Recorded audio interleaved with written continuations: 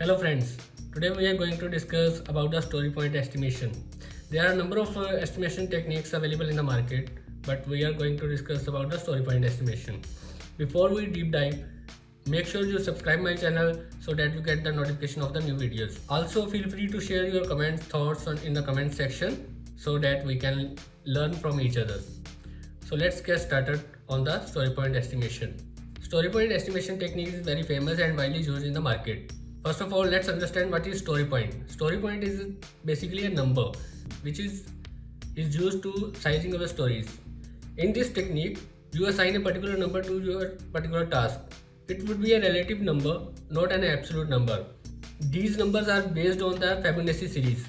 If you see the Fibonacci series, each number is a sum of the previous number.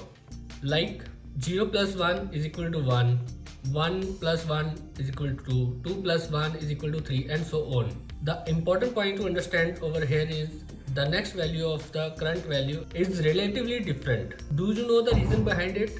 Because in Agile, there might be a situation where we don't have the much clarity and understanding to complete the project, right? In that case, we cannot assign an absolute number to the task. So in Agile, we break down the larger task into smaller stories and the tasks.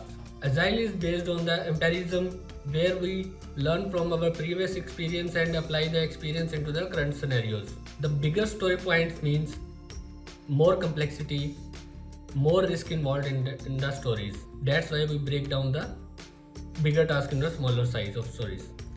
I hope this gives you clear understanding what is the story point estimation in Agile. So in the next video, we will talk about another estimation techniques in Agile.